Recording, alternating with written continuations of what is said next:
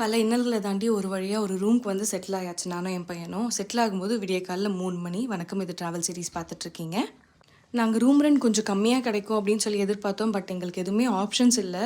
Long weekend அப்படின்றதுனால எல்லாமே ரொம்ப அதிகமாக இருந்துச்சு. வேறு வழியே இல்லை, ஏர்போர்ட்லேயே இருக்க முடியாது எங்களால். அப்படின்றதுனால நாங்கள் வந்து ஒரு ரூமுக்கு வந்து செட்டில் ஆயாச்சு. ரூமோட ரெண்ட் பார்த்தீங்கன்னா 2 நாளைக்கு எனக்கு வந்து $1200 ஆச்சு. ஸ்ப்ளிட் பண்ணி பே பண்ணலாமான்னு சொல்லி கேட்டால் என்கிட்ட இருந்த கார்டை வச்சுட்டு இல்லை முடியாது அப்படின்ட்டாங்க. ஒரே கார்டில் தான் பே பண்ணோம் நீங்கன்ட்டாங்க. அதுக்கு என்னமோ ஏதோ பேசி எப்படியும் என் ஹஸ்பண்ட் மேனேஜ் பண்ணி எனக்கு கொடுத்தாரு. திரும்பி மார்னிங் ஏஞ்சி ஒரு காம்ப்ளிமெண்ட்ரி பிரேக்ஃபாஸ்ட் இருந்துச்சு.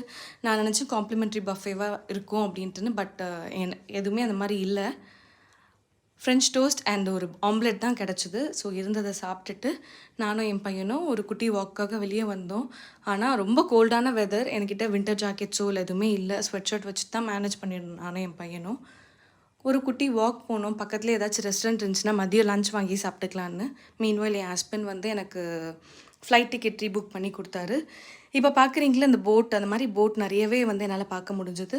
இப்போ திரும்பி நான் அடுத்த நாள் வந்து ஃப்ளைட் ட்ராவல் எனக்கு Boston to New York, New York to Abu Dhabi, Abu Dhabi to Chennai. இந்த அபுதாபி ஃப்ளைட்டை ஏறிட்டு அவன் ஸ்டார்ட் பண்ணிட்டான். நான் வெற்றி அப்படின்னு நான் நினச்சேன். அதே மாதிரி நடந்துச்சான்னு சொல்லி பார்க்கலாம். மதியம் லஞ்சுக்கு நான் வெளியே இருந்து ஆர்டர் பண்ணியிருந்தேன் ஒரு இந்தியன் ரெஸ்டாரண்ட்லேருந்து. இதை நைட்டுக்கும் வச்சு மேனேஜ் பண்ணிக்கலான்னு. Bye bye, stay tuned.